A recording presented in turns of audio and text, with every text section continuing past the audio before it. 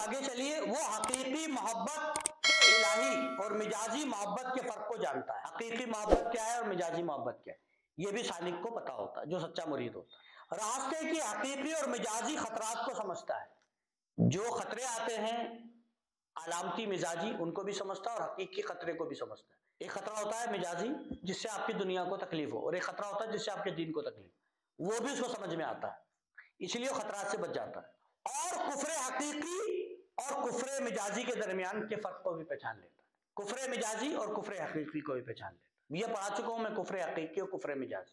وہ توبہ حقیقی اور توبہ مجازی یعنی مجازی توبہ کی معرفت حاصل کر لیتا ہے۔ حقیقی توبہ اور مجازی توبہ کی بھی معرفت حاصل کر لیتا ہے، یعنی سمجھ لیتا ہے اس کو۔ معرفت یعنی سمجھ، ہے نا، گنوسس۔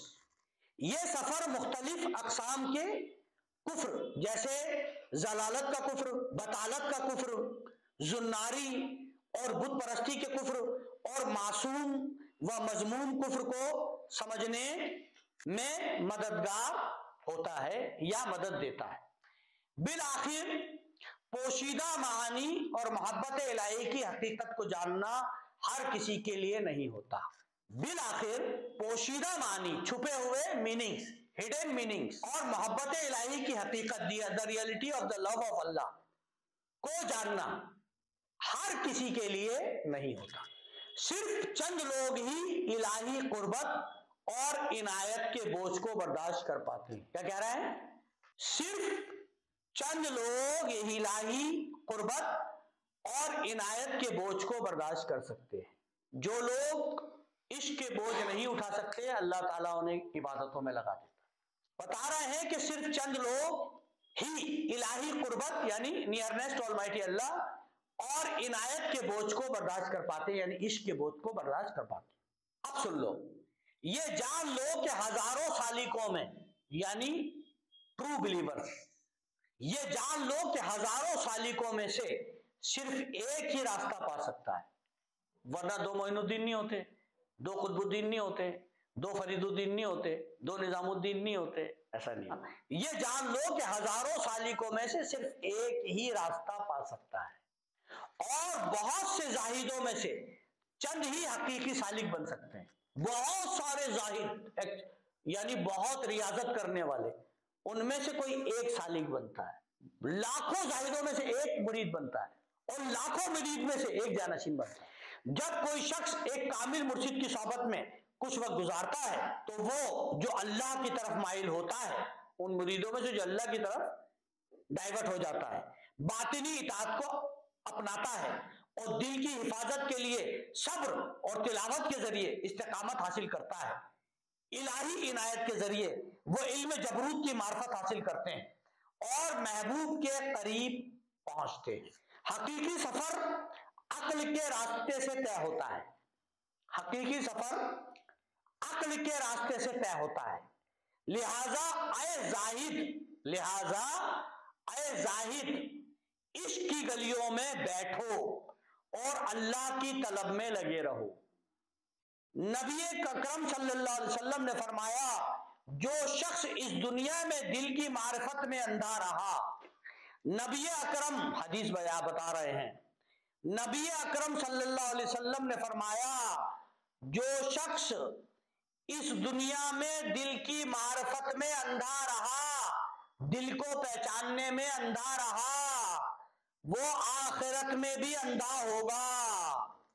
یہی قرآن بھی کہہ رہا ہے۔ حضرت رسالت پناہ صلی اللہ علیہ وسلم نے فرمایا، حدیث دے رہا ہوں، وہ شخص جو اہل علم میں سے ہو، دنیا کے زاہدوں میں شمار ہوتا ہو اور باطنی اصلاح، اطاعت اور ذکر الہی کی راہ پر گامزن ہو، لیکن اس سے کسی مجذوب مرشد کی تربیت حاصل نہ ہو، نہ عبادات خفیہ کرتا ہو، نہ تلاوت اور قلب کی حفاظت کی تلقین کسی کامل مرشد سے حاصل کرتا ہو، جو شخص اس دنیا میں دل کی معرفت میں اندھا، معرفت سے محروم رہے، وہ آخرت میں بھی اندھا ہوگا۔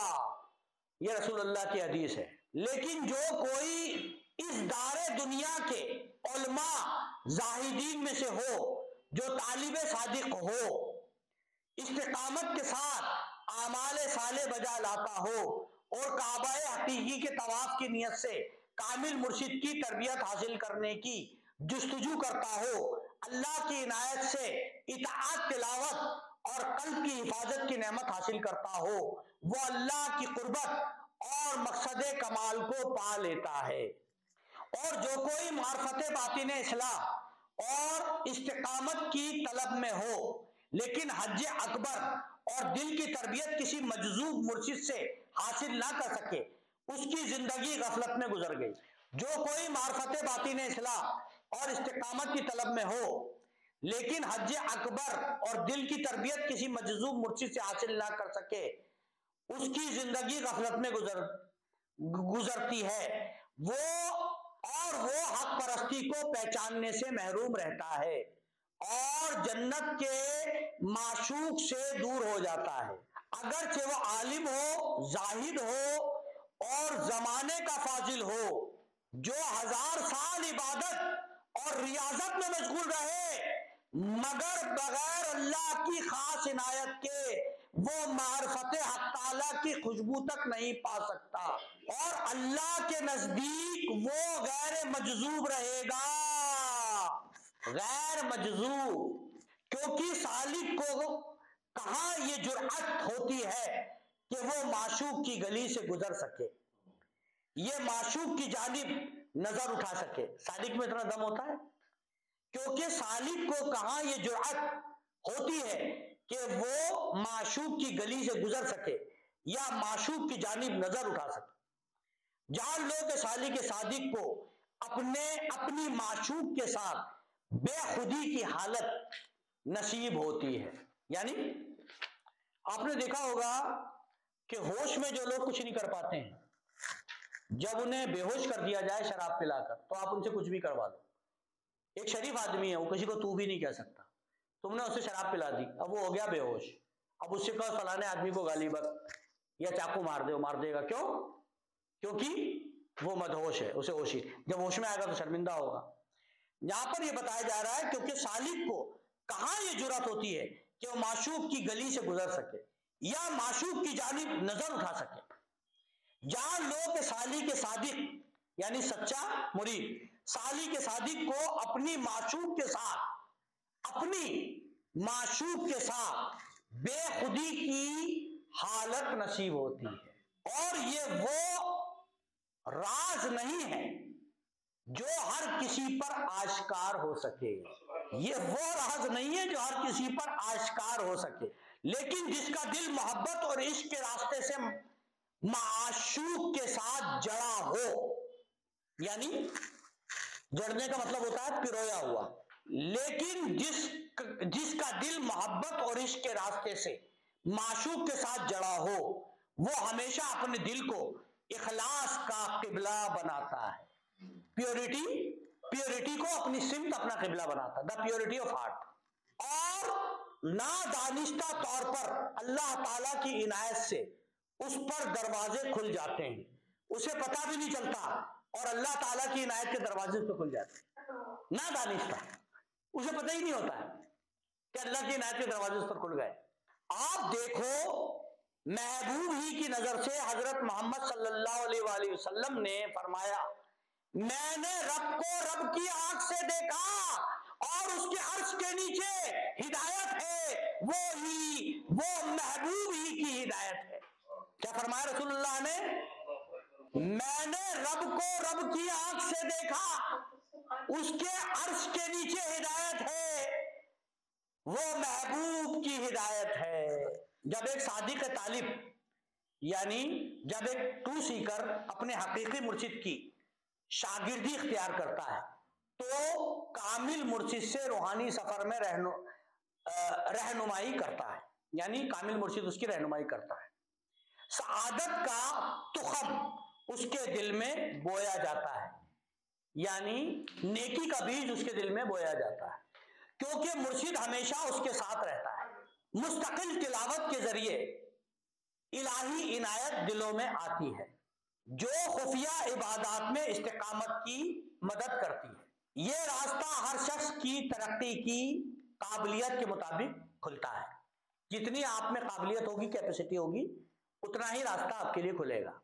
ایک طالب جو عالم دیگر کو سمجھتا ہے کو حق کی تلاش میں ایک عاشق ہونا چاہیے.